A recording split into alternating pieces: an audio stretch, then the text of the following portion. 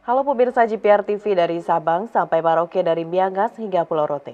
Bertemu lagi bersama saya Bunda Azari Disak dalam program Kominfo Newsroom.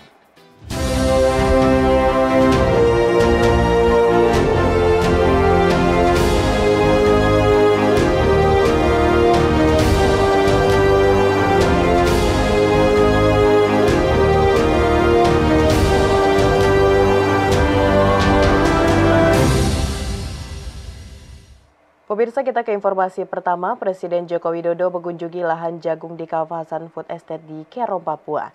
Presiden menyebutkan dengan pengelolaan yang baik diharapkan lahan jagung tersebut mampu memenuhi kebutuhan jagung nasional, khususnya wilayah Indonesia Timur. Presiden Republik Indonesia Joko Widodo pada Kamis 6 Juli 2023 meninjau langsung ladang jagung yang ada di kawasan Food Estate, Desa Wambes, Kecamatan Mandam, Kerom, Papua. Dari hasil kunjungan tersebut, Presiden menyebutkan ada beberapa hal yang dapat diperbaiki agar hasil panen dapat lebih maksimal. Diperkirakan ladang jagung di kawasan Food Estate, Kerom dapat menghasilkan panen jagung melebihi standar nasional, yakni hingga 7 ton per hektar. Selain itu, harga jual dari panen jagung tersebut cukup tinggi, berkisar 5 hingga 6 ribu rupiah per kilogram dan dapat memberikan keuntungan besar bagi para petani. Presiden menyebutkan dengan produktivitas yang tinggi diharapkan mampu memenuhi kebutuhan jagung nasional, khususnya kawasan Indonesia Timur.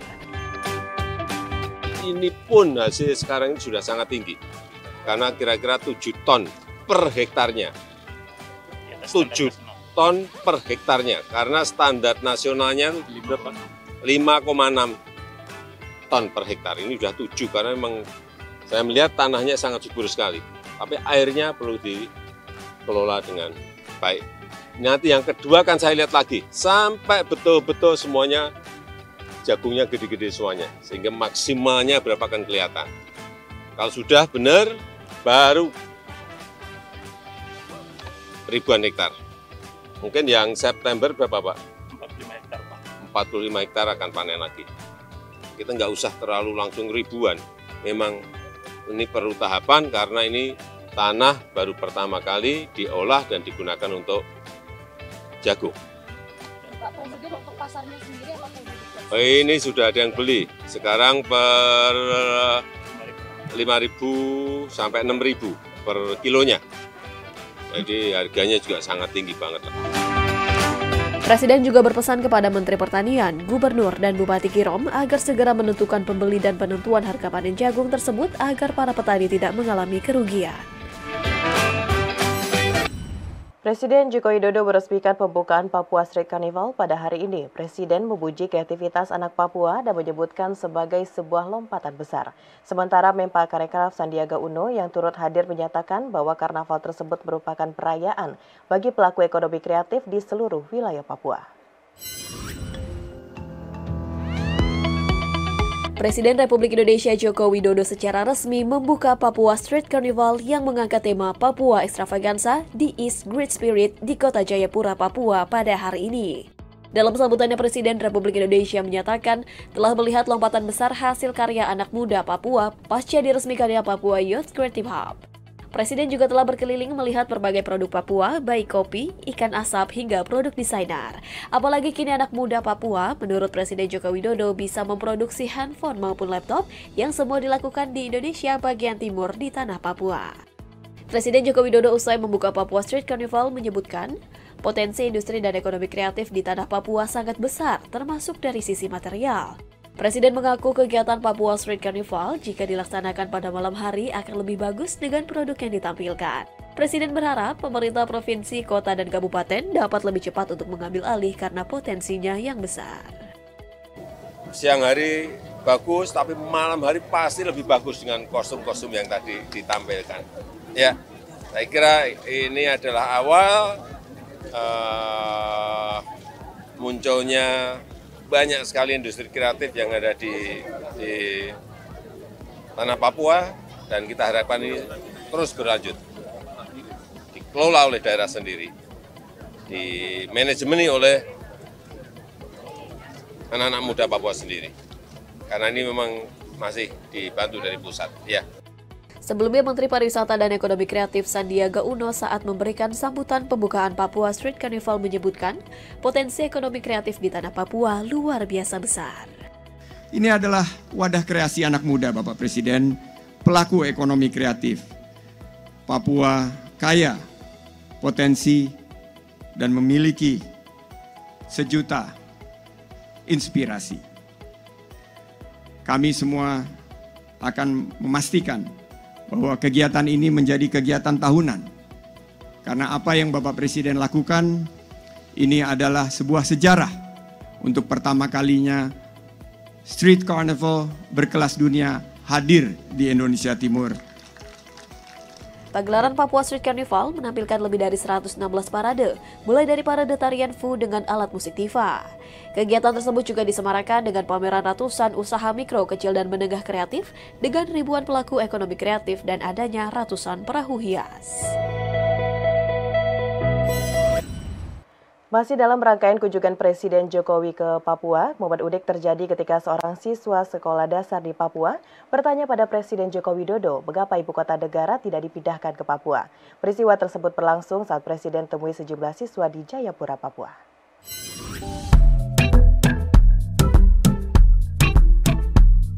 Sejumlah pelajar Papua berkesempatan bertemu langsung dengan Presiden Joko Widodo dalam sebuah audiensi yang digelar di Ballroom Cendrawasih Swiss Bell Hotel Jayapura, Papua. Dalam pertemuan tersebut, para pelajar awalnya menampilkan kemahiran mereka dalam hal berhitung kepada Presiden, hingga memberikan kepada anak-anak untuk mengajukan pertanyaan. Dari beberapa pertanyaan yang diajukan ke Presiden, terdapat momen unik terjadi ketika salah satu siswi bernama Kesia Olivia Ergor mengajukan pertanyaan yang rupanya menggelitik mereka yang hadir di ruangan tersebut. Kenapa ibu kota negara tidak dipindahkan saja ke Papua? Kenapa ibu kota negara tidak dipindahkan ke Papua? Ya, Indonesia ini sangat besar sekali. Dari Papua sampai ke Aceh, dari Sabang sampai Merauke, ya. Sangat luas sekali. Nah, kalau dipilih yang timur, ya kan, nanti kalau ibu kotanya dipilih di Papua, yang dari Aceh ke Papua itu, kalau ke sini jauh sekali, 9 jam dari Aceh ke Papua. Naik pesawat loh itu, kalau naik kapal bisa berminggu-minggu, ya. Jadi dipilih ibu kota itu di tengah-tengah, sehingga dipilih Nusantara di Kalimantan, di tengah-tengah, dari timur dekat, dari Papua dekat, dari Aceh juga dekat di tengah, dari utara juga dekat, dari selatan juga dekat. Itu. Jadi dipilih di tengah-tengah. Udah. Ya. Kementerian Pertanian akan melakukan kegiatan vaksinasi hingga surveillance pada hewan ternak yang terindikasi penyakit antraks dengan menyediakan 96.000 dosis vaksin yang diserahkan ke wilayah provinsi ke populasi hewan ternak yang didominasi di seluruh Indonesia. Kementerian Pertanian menerapkan kegiatan vaksinasi hingga surveillance pada hewan ternak sebagai strategi pengendalian penyakit antraks di Indonesia pada tahun 2023. Direktur Kesehatan Hewan Kementan Nuryani Zainuddin menyampaikan bahwa antraks bukanlah penyakit yang bisa dibebaskan, namun melainkan hanya bisa dikendalikan melalui vaksinasi hewan di area endemi, kontrol lalu lintas hewan ternak dari berbagai endemi ke daerah bebas, hingga tindakan disposal pada hewan ternak yang terinfeksi. Bahwa kunci daripada pengendalian antraks di daerah, jadi kalau kita lihat tadi data dari tahun 2020, 2023 memang hanya di wilayah tertentu dan memang sudah kita lakukan semacam intervensi melalui beberapa pengendalian. Nah, secara umum ingin saya sampaikan bahwa antraks sekali lagi tidak bisa dibebaskan. Ya, antraks hanya bisa kita kendalikan. Tentu kendalikan hanya melalui program vaksinasi yang sudah berjalan puluhan tahun. Tercatat tahun ini Kementan juga telah menyediakan 96.000 dosis vaksin yang diserahkan ke wilayah provinsi dengan populasi hewan ternak yang dominan melalui dana tugas perbantuan. Provinsi penerima vaksin tersebut meliputi Jawa Barat, Jawa Tengah, Yogyakarta, Jawa Timur, Nusa Tenggara Barat, Nusa Tenggara Timur, Gorontalo, Sulawesi Selatan, dan Sulawesi Barat. Lebih lanjut, Nuryani juga menjelaskan bahwa pihaknya juga nantinya akan mengalokasikan sebanyak 110.000 dosis vaksin sebagai cadangan di pemerintah pusat untuk digunakan saat terjadi wabah penyakit hewan seperti yang terjadi di Gunung Kidul, Yogyakarta. Kedepannya Nuryani pun mengimbau kepada seluruh pihak untuk melakukan pelaporan apabila terdapat kasus yang serupa melalui Balai Besar Veteriner yang kini tersedia di 10 wilayah di Indonesia. Kita belajar dari kasus Gunung Kidul, kejadian itu sudah di tanggal 2. Tetapi terlaporkannya itu pun tidak sengaja karena Balai Besar Veteriner Wates mendapatkan sampel tanah dari daerah. Yang artinya bahwa seharusnya ini dilaporkan ketika ternak itu sudah mati. Sehingga kita bisa melakukan penelusuran, investigasi atau outbreak investigasi untuk daerah-daerah yang memang berpotensi atau beresiko, sekaligus melakukan penelusuran adanya tradisi porak. Dan juga tentu pemerintah daerah yang saat ini ya kita anggap bahwa pemerintah daerah ini sudah melakukan hal yang terbaik di dalam pengawasan untuk antraksnya, tetapi memang perlu pelaporan terkait dengan penyakit. Karena kita punya pelaporan namanya ISIKNAS, Informasi Sistem Kesehatan Hewan Nasional, yang ketika ada kematian mendadak pada ternak, maka peternak itu bisa melaporkan kepada petugas, dan petugas bisa melaporkan masuk ke dalam sistem ISIKNAS. Dan tim dari Balai Veteriner dan Balai Besar Veteriner akan turun melakukan pengambilan sampel dan akan melakukan investigasi terkait dengan penyakit tersebut. Informasi lainnya pemirsa, Menteri Pertahanan Republik Indonesia Prabowo Subianto secara resmi menyerahkan unit kedua C-130J Super Hercules kepada Kepala Staf TNI Angkatan Udara di Lanut Halim Perdana Kusuma, Jakarta. Pesawat TNI Angkatan Udara itu diserahkan oleh Menhan Prabowo secara simbolik melalui penyerahan miniatur kunci dan penyerahan miniatur C-130J Super Hercules.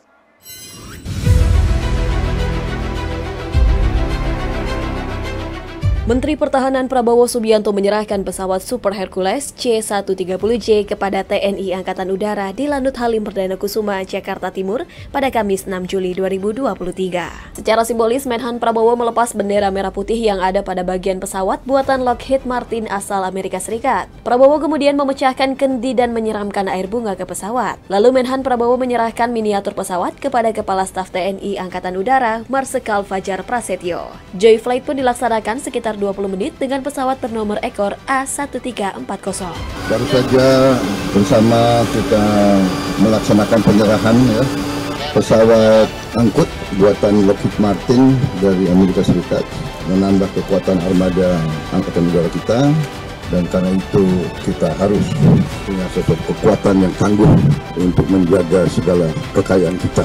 Tadi waktu kita terbang, seluruh awak adalah putra-putri Indonesia, dan terus-menerus mereka akan belajar dan menguasai segala hal yang diperlukan.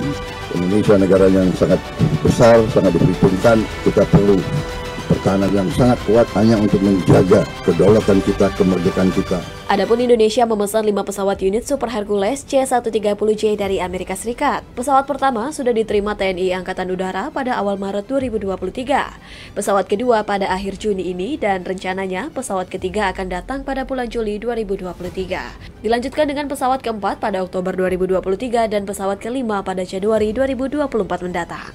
Kelima pesawat akan ditempatkan di Skadron Udara 31 Lanut Halim Perdana Kusuma untuk melaksanakan tugas-tugas TNI Angkatan Udara. Tugas ini baik dalam untuk mendukung Angkatan Udara seperti misi operasi militer perang maupun operasi militer selain perang. Pemirsa, setelah jeda kami akan kembali dengan informasi lainnya. Tetaplah bersama Kominfo Newsroom.